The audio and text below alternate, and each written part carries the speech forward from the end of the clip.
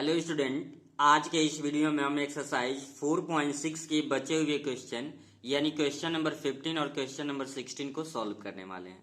Question number 15 क्या कह रहा है देखते हैं। कह रहा है यदि a 2 3 1 minus 3 2 1 5 minus 4 minus 2 3 into 3 का एक आव्यूह है तो a इनवर्स ज्ञात कीजिए, यानी इसकी सहायता से a इनवर्स ज्ञात करना है। ए इनवर्स का प्रयोग करके निम्नलिखित समीकरणों निकाय को क्या करना है, हल करना है। ए इनवर्स निकाल के ये जो समीकरण निकाय है इसका क्या निकालना है, आपको सॉल्यूशन भी निकालना है। तो चलिए देखते हैं कि इसका सॉल्यूशन कैसे होगा। सबसे पहले हम जानते हैं कि इस तरीके का समीकरण निकाय होता है और आव्यूह विधि से हल करने के लिए क्या क्या मानना होता है, ए एक्स और बी। तो अगर यहाँ से हम ए निकालें, इस क्वेश्चन में लॉजिक यही है कि जो कह रहा है कि ए इनवर्स से इसकी वैल्यू निकालना है। अगर आप ध्यान से देखेंगे इसे आव्यूह के फॉर्म में ए की जो वैल्यू निकालेंगे यही 3 गुणे 3 का यही सेम आव्यूह मिलेगा। देखो, आप अगर चाहो तो इसे पंक्ति के अनुसार लिख सकते हो, चाहो तो इसे कॉलम के अनुसार। तो x का गुणांक अगर लिखेंगे तो कॉलम के अनुसार, यानी स्तंभ में लिखेंगे। अगर एक्स वाई जेड का लिखेंगे तो पंक्ति के अनुसार। तो x का गुणांक लेंगे 2 3 1, यहाँ पे देखिए 2 3 1। y का क्या है -3 2 1, तो यहाँ पे लिख देंगे -3 2 1। एंड z के गुणांक की बात करें 5 -4 -2, तो यहाँ पे लिख लेंगे 5 -4 -2। अब आप देखो अगर तो क्या ये और इस में अंतर है, बिल्कुल नहीं है। तभी तो आप इसकी सहायता से फाइंड कर सकते हो, अदरवाइज फाइंड नहीं कर सकते हो। अगर हम बात करें x की वैल्यू की, तो x की वैल्यू होगा x y एंड z, 1 गुणे 1 का यह बनता है। तथा b यहां से क्या बनता है, b की जो वैल्यू हमें प्राप्त होता है बराबर के इधर वाला यानी अचर पद 11 -5 -3, तो लिख लेंगे 11 -5 एंड -3। ये हो गया, ठीक है। अब हम अगर आपको याद हो तो लिखते हैं ए एक्स इक्वल टू बी लेने पर, ये स्टेप लिखते हैं ए एक्स इक्वल टू बी लेने पर। तो ये जब आप लिखते हैं तो ये होता है एक्स इक्वल टू ए, इधर आ जाता है तो क्या हो जाता है a inverse b, equation first. तो आप यहाँ से कंपेयर करिए, देखिए यहाँ भी आपको ए इनवर्स की जरूरत है और क्वेश्चन में कही है ए इनवर्स निकालने के लिए यहाँ पे। तो सबसे पहला काम है हम कि क्या निकालेंगे, इस क्वेश्चन में अब ए इनवर्स निकालेंगे। और आपको याद हो गया होगा फार्मूला, ए इनवर्स का फार्मूला निकालने का होता है 1 determinant of A into adjoint of A. तो सबसे पहले हम डिटर्मिनेंट ऑफ ए निकालेंगे और फिर एडजॉइंट ऑफ ए निकाल के हम ए इनवर्स की वैल्यू निकालेंगे। तो डिटर्मिनेंट ऑफ ए निकालने के लिए हमें क्या करना होता है, जो आव्यूह के फॉर्म में है उसे डिटर्मिनेंट के फॉर्म में बनाएंगे। तो determinant of a equal to जो आव्यूह के फॉर्म में उसे डिटर्मिनेंट के फॉर्म में लिखिए 2 -3 5, 2 -3 और 5, फिर 3 2 -4 और फिर क्या है 1 1 -2 1 1 -2। अब यहां से हम कैलकुलेट करेंगे, किसी पंक्ति या किसी स्तंभ के अनुसार आप क्या कर सकते हैं, ब्रेक कर सकते हैं। तो हम पहले पंक्ति के अनुसार ब्रेक करते हैं, 2 लेंगे तो ये स्तंभ और ये पंक्ति छोड़ देंगे। तो 2 -4 1 और -2, 2 -4 1 और -2। आपको याद होगा प्लस के बाद से हम क्या लेते हैं माइनस, और ये आपका क्या है -3, क्योंकि हम पहली पंक्ति के अनुसार तोड़ा है। तो जब ये एलिमेंट लिए तो ये स्तंभ और ये पंक्ति छोड़ देंगे, क्या बचेगा 3 -4 1 और -2। एकदम इत्मीनान के साथ पूरा अंत तक देखना है, तभी जाके कोई भी कंफ्यूजन नहीं रहेगा। 3 -4 1 और -2 लिख देंगे, 3 -4 1 और -2, ठीक है। तो प्लस माइनस और फिर क्या होता है प्लस। अब ये है आपका 5, ठीक है। तो ये स्तंभ और ये पंक्ति छोड़ेंगे, 3 2 1 1 बचेगा, तो लिख लीजिए 3 2 1 एंड 1। अब आगे सॉल्व करेंगे, 2 का -2 में मल्टीप्लाई होगा -4 और बीच में लिखते हैं -1 का -4 में करेंगे मल्टीप्लाई तो -4, लेकिन ये पहले से तो माइनस माइनस प्लस, -3 और -3 माइनस क्या हो जाएगा आपका +3 हो गया। 3 का 2 में मल्टीप्लाई करेंगे तो -6, बीच में होता है -1 का -4 में किए तो माइनस होगा, लेकिन बीच में माइनस इसलिए क्या हो जाएगा +4, और ये पहले से 5 आपका है। 3 का 1 में मल्टीप्लाई करेंगे 3, -1 का 2 में मल्टीप्लाई करेंगे 2। तो 4 में 4 सब्ट्रैक्ट करेंगे 0, और 0 का 2 में मल्टीप्लाई किए क्या आ गया 0, प्लस 6 में से 4 -6 +4 है तो -2, और -2 का 3 में मल्टीप्लाई करेंगे हो जाएगा -6, एंड 3 में से 2 को सब्ट्रैक्ट करेंगे 1, तो ये प्लस का क्या हो जाएगा 5। तो इस तरीके से हम देख रहे हैं जो डिटर्मिनेंट ऑफ ए की वैल्यू आ जा रहा है 6 है और ये 5 है, तो ये माइनस का 6 है प्लस का 5 है, तो ये आ गया -1। अगर ये 0 आ जाता तो हम बोल देते कि ए इनवर्स पॉसिबल नहीं है, लेकिन ये क्या आ रहा है, ए आ जा रहा है -1, तो इसलिए पॉसिबल है। अब आगे हमें क्या निकालना है, एडजॉइंट ऑफ ए। तो चलते हैं नेक्स्ट पेज पे। तो यहाँ पे हमने ए ले लिया है जो 3 × 3 का अवयव है। ए की सहायता से ही एडजॉइंट ऑफ ए निकलता है। तो एडजॉइंट ऑफ ए क्या होता है, A11 A12 A13 A21 A22 A23 A31 A32 A33 का ट्रांसपोर्ट, यानी इसी को रो को कॉलम में बदल देंगे तो क्या निकल जाएगा, एडजॉइंट ऑफ ए। ट्रांसपोर्ट मतलब होता है इसी का परिवर्तन। ये आइजो को हम कहते हैं सहखंड। कैपिटल आपको याद होगा कि किसी अवयव के अवयव को ए आई जे से, आई क्या बोलते हैं, आई पंक्ति को दिखाता है, जे स्तंभ को दिखाता है। तो हम किसी भी अवयव को ए आई जे से लिखते हैं। उसी प्रकार से सहखंड को कैपिटल लेटर से, मतलब बड़े लेटर के ए आई जे से, आई पंक्ति जे स्तंभ होता है। इसका फार्मूला था -1 to the power I plus J into M I J. M I J को क्या कहते हैं, उपसारी कहते हैं, और इसे क्या कहते हैं, सहखंडज कहते हैं, सहखंडज। ठीक है, तो हमें सहखंडज निकालने का एक फार्मूला है। पिछले एक्सरसाइज में ऐसे बहुत सारे क्वेश्चन लगे हैं। मैं एक वैल्यू आपको निकाल के दिखाता हूं। देखो -1 to the power I plus J, तो -1 to the power I plus J, 1 और 1, आई की भी वैल्यू 1 है और जे की भी वैल्यू 1 है। ठीक है, और एम आई जे क्या होता है, यानी एम आई जे A11 है तो ए आई जे का उपसारिक, यानी कि इस 2 का उपसारिक। तो इसको स्तंभ को छोड़ देंगे, इसके पंक्ति को, तो ये बचा। अगर आप इसको ऐसे भी लिखना चाहें तो लिख सकते हैं 2 -4 1 और -2। अब यहाँ पे मैं कैलकुलेट कर देता हूँ, ध्यान से देखिएगा। किसी भी नंबर पे जब पावर इवन हो, सम हो, जैसे -1 टू द पावर 2 होगा तो इसकी वैल्यू 1 आ जाएगी। 2 का -2 में मल्टीप्लाई करोगे तो ये कितना हो जाएगा, -4, और 1 का -4 में मल्टीप्लाई करोगे, बीच में होता है माइनस, इसका गुणा इसमें करते हैं और माइनस के साथ इसका गुणा इसमें, तो ये फार्मूले से माइनस आया। और 1 का -4 में मल्टीप्लाई किए -4, लेकिन होगा +4। तो 4 में से 4 घटाएंगे, क्या आ जाएगा, 0, यानी फाइनली इसकी वैल्यू क्या आ जाएगी, 0। ये 1 की वैल्यू क्या आ गया, 0। एक वैल्यू मैं और कैलकुलेट करके दिखा रहा हूं, -1 to the power I plus J, तो आई की वैल्यू 1, जे की वैल्यू 2, तो 1 प्लस क्या हो जाएगा, 2। और यहाँ पे देखिए, अब ये पंक्ति मतलब इसका उपसारिक A12 तो यही होगा, ये छोड़ देंगे इसके स्तंभ को और इसके पंक्ति को, 3 -4 1 -2, तो लिख लीजिए 3 -4 1 और यहाँ पे -2। ठीक है, -1 टू द पावर 1 + 2 3, और जब ऑड आता है किसी नेगेटिव नंबर पे, माइनस वाले नंबर पे ऑड आएगा तो वो नंबर किस में आता है, माइनस में। अब देखिए 3 का -2 में मल्टीप्लाई करेंगे तो यहाँ पे क्या हो जाएगा, 3 2 जा -6, एंड बीच में होता है माइनस। 1 का -4 में मल्टीप्लाई किए -4, तो ये हो जाएगा +4। ठीक है, तो यहाँ पे क्या लिख दीजिए, 4।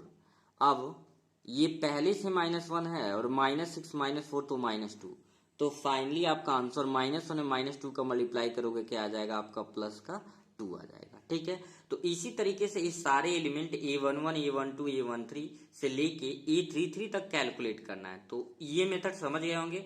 अब मैं डायरेक्ट इसकी वैल्यू रख के आगे के क्वेश्चन को सॉल्व करूंगा।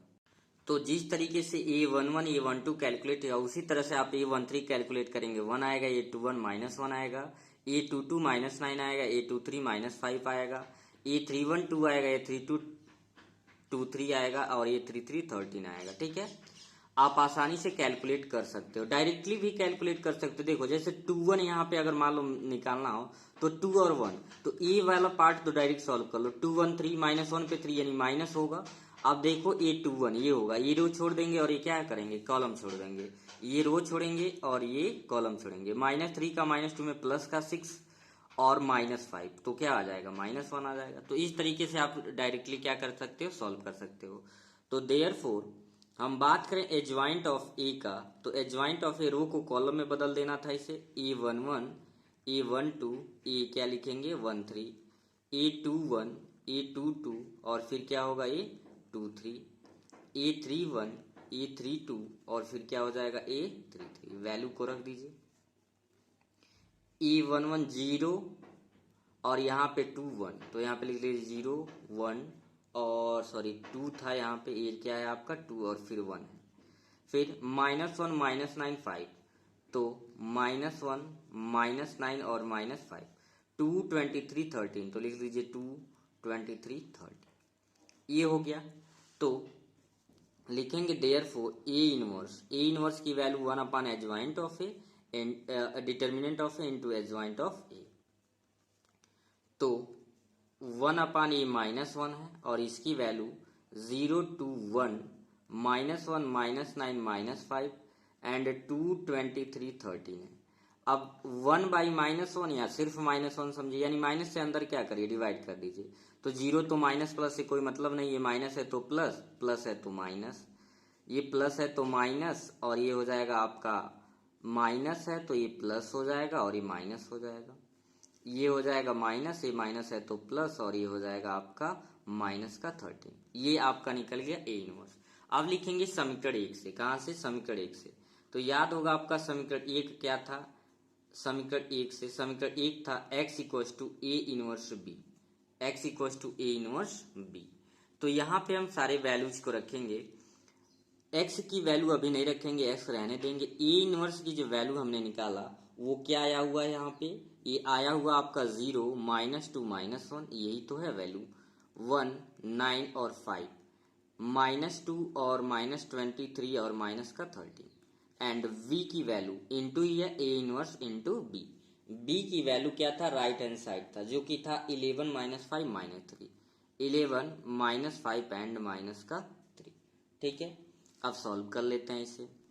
x इज इक्वल्स टू 0 का 11 मल्टीप्लाई करेंगे 0, 1 का -5 में होगा तो ये -5 होगा, -2 का -3 में करेंगे तो प्लस का 6, पहले पंक्ति का हो गया। ठीक है, -2 का 11 में करेंगे -22 हो जाएगा, 9 का -5 में होगा 9 5 या माइनस का 45, एंड माइनस का माइनस में जब होगा प्लस, एक बार और देख लेंगे, -2 का 11 हुआ -22, 9 का -5 में हुआ -45, और -23 का 3 में करेंगे तो माइनस माइनस प्लस, 3 3 जा 9 और 3 2 जा 6। लास्ट लाइन बची है, -1 का -11 में होगा -11 हो जाएगा, 5 का -5 में मल्टीप्लाई होगा -25, माइनस और माइनस प्लस, 13 2 जा 26। तो यहाँ पे तीसरे लाइन में थोड़ा सा ध्यान देंगे, -1 का 11 होगा -11, 5 का -5 में होगा -25, और 13 का 3 में होगा तो ये माइनस माइनस प्लस ये हो जाएगा 39। ठीक है, 13 3 जा 39। अब पहले को 5 है 6, -5 -6 तो 1 हो गया, 22 और 45 जोड़ेंगे तो 5 और 2 7, 4 और 2 6, ये हो जाएगा आपका 67, -67 प्लस 69, तो यहाँ पे क्या आ जाएगा 2 आ जाएगा। ठीक है, लास्ट देखते हैं 25 और 11, तो 25 5 1 6 2 1 3, तो 36 और प्लस का 39 है, तो क्या बचेगा यहाँ पे 3 बच जाएगा। ठीक है, तो आप यहाँ पे लिख सकते हैं x की वैल्यू अब लिख दीजिए x y z, और इधर क्या आया हुआ 1 2 एंड 3, तो लिखेंगे देयरफॉर जब दो आव्यूह आपस में इक्वल है इसके एलिमेंट भी इक्वल होंगे, x की वैल्यू 1, y की वैल्यू 2 एंड z की वैल्यू आपका क्या आ गया 3 आ गया। तो इसमें कैलकुलेशन थोड़े से बड़े थे, लेकिन ये क्वेश्चन बहुत ही आसान था। तो कैलकुलेशन जब बड़ा होता है तो थोड़ा सा लेंथ बढ़ जाता है, तो एंड तक देखेंगे तो आपको अच्छे से समझ आ जाएगा। तो आई होप आपको अच्छे से समझ आ गया। कोई भी कंफ्यूजन है तो कमेंट सेक्शन में जरूर बताएं। चलते हैं क्वेश्चन नंबर 16 पे, जो कि इस एक्सरसाइज का लास्ट क्वेश्चन है। क्वेश्चन नंबर 16 आप देख सकते हैं, कह रहा है 4 केजी प्याज, 3 केजी गेहूं और 2 केजी चावल का मूल्य 60 रुपए है। 2 केजी प्याज, 4 केजी गेहूं और 6 केजी चावल का मूल्य 90 रुपये। इसी प्रकार 6 केजी प्याज, 2 केजी और 3 केजी चावल का मूल्य 70 रुपये है। आव्यूह विधि द्वारा प्रत्येक का मूल्य प्रति केजी ज्ञात करना है। इस क्वेश्चन को आव्यूह विधि के द्वारा प्याज का क्या दाम होगा, गेहूं का क्या होगा और चावल का क्या होगा पर केजी आपको बताना है। तो चलिए इसका सॉल्यूशन देखते हैं।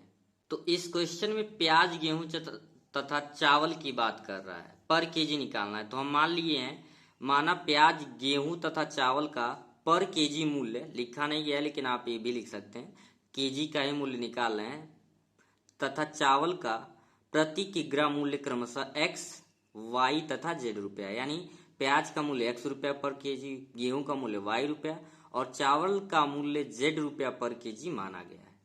तो इस कथन के अनुसार कह रहा है कि 4 किलो प्याज, 3 किलो गेहूं तथा 2 किलो चावल का मूल्य पहले कंडीशन में 60 रुपया है। तो 4 किलो प्याज यानी 4 गुणे एक्स हो जाएगा, क्योंकि 1 केजी का एक्स है। फिर 3 केजी आपका कह रहा है गेहूं, तो 3y हो जाएगा, और 2 केजी कह रहा है चावल। तो इस प्रकार से पहला कंडीशन बन जा रहा था 4x + 3y + 2z = 16। इसी प्रकार कह रहा है 2 केजी प्याज, 4 किलो गेहूं तथा 6 केजी यानी 6 किलो चावल का मूल्य 90 रुपया, तथा तीसरा कंडीशन कह रहा था 6 किलो प्याज, 2 किलो गेहूं तथा 3 किलो चावल का मूल्य 70 रुपये।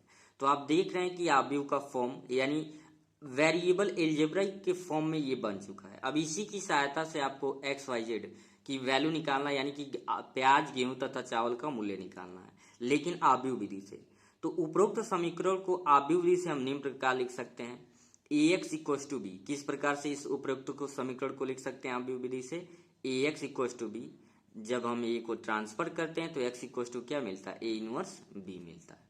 अब जहां बात करें A की जो वैल्यू आएगी, A की वैल्यू आएगा 3 गुणे 3 का आव्यूह बनेगा। X का गुणांक अगर देखें 4 2 6, तो यहाँ पे लिख लेंगे 4 2 6, और फिर यहाँ पे क्या होगा 3 4 2, तो लिख लीजिए 3 4 2 एंड 2 6 3। Z का जो गुणांक है 2 6 3, एंड x आप सभी को पता है जो वेरिएबल होता है यानी x y z, तथा b क्या होता है? जो वैल्यू है 60 90 70, लिख लीजिए 60 90 70। ठीक है, तो यहां से हमें x भी पता है, b भी पता है। क्या नहीं, ये इक्वेशन फर्स्ट से हमें आव्यूह विधि में A इनवर्स निकालना है। तो हम जानते हैं A इनवर्स निकालने के लिए हमें क्या चाहिए? 1 डिटर्मिनेंट ऑफ A यानी सारणिक A की value into adjoint of A यानी सहखंडज निकालना होता है दिए गए आव्यूह का। तो सबसे पहले हम डिटर्मिनेंट ऑफ A निकालते हैं। तो डिटर्मिनेंट ऑफ A निकालने के लिए हमें क्या करना पड़ेगा? जो आव्यूह है उसे डिटर्मिनेंट के फॉर्म में क्या करना होगा? लिखना होगा। ए आव्यूह है, इसे डिटर्मिनेंट के फॉर्म लिख लीजिए 4 2 6 3 4 2 एंड 2 6 3। अब इसे कैलकुलेट करिए किसी रो या किसी कॉलम। तो पहले हम पहले पंक्ति के अनुसार ही तोड़ते हैं। ये स्तंभ, ये पंक्ति 4 6 2 3 4 6 2 3, प्लस के बाद से -3, ये स्तंभ और ये पंक्ति 2 6 6 3 2 6 6 3 2 6 एंड 6 3, प्लस माइनस और फिर क्या होगा? +2 हो गया।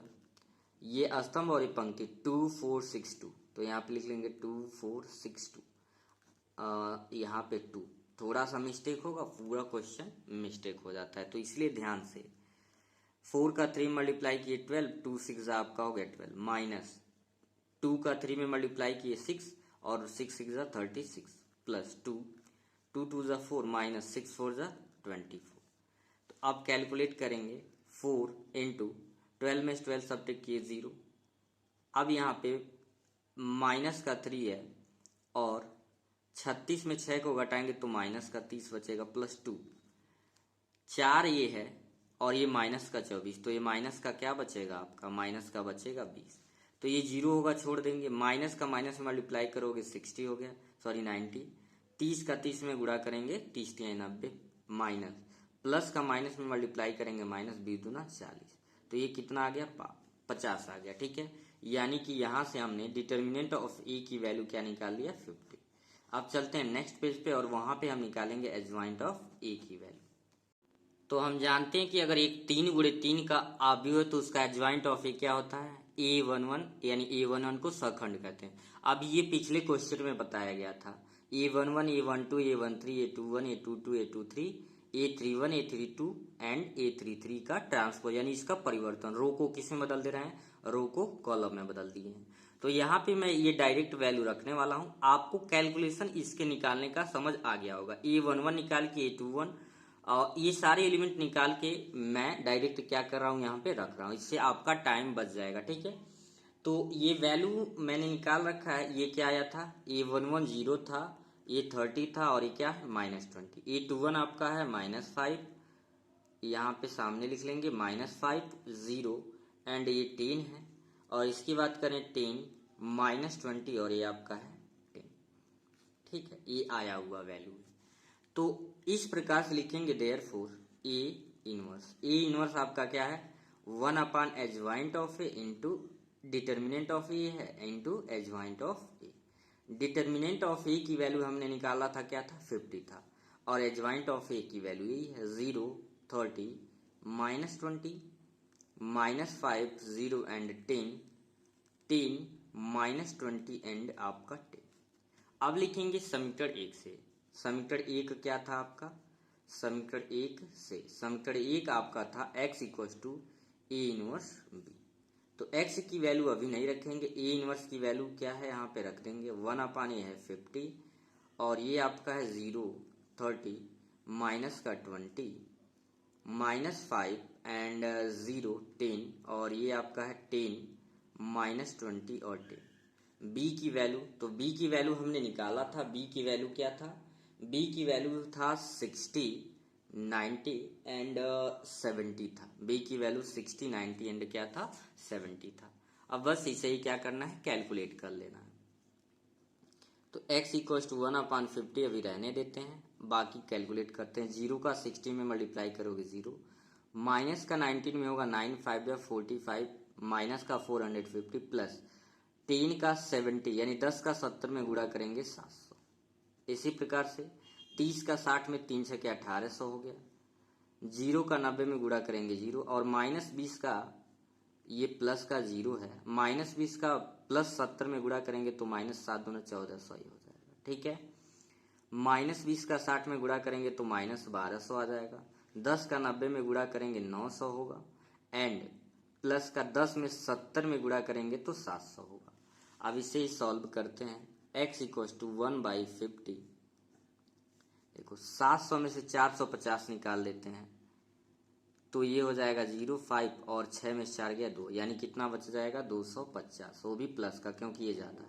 1800 में से 1400 निकालेंगे 400 बचेगा एंड 7 9 16 और 12 तो ये भी आपका क्या बचेगा 400 बचेगा। ठीक है, तो 1/50 में जब 250 से गुणा कुछ ऐसे ही तो गुणा करेंगे 250 तो कितनी बार में जाएगा 5 5 25 5 बार में जाएगा। ठीक है, तो x की वैल्यू रख दो। x की वैल्यू आपको पता है x y और क्या होता है z, तो ये हो जाएगा 5 बार में जाएगा 5/40 और 5/40।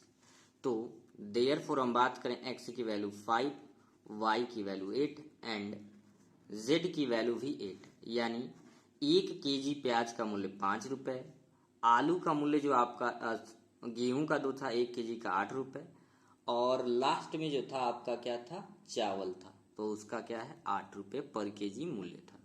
तो आई होप आपको एक क्वेश्चन भी अच्छे से समझ आ गया होगा। यदि चैनल पे नए हो पहली बार विजिट करें तो चैनल को सब्सक्राइब कर लें कि जब भी वीडियो अपलोड हो आपको सबसे पहले मिले। फिर मिलेंगे नेक्स्ट वीडियो में, तब तक के लिए थैंक यू।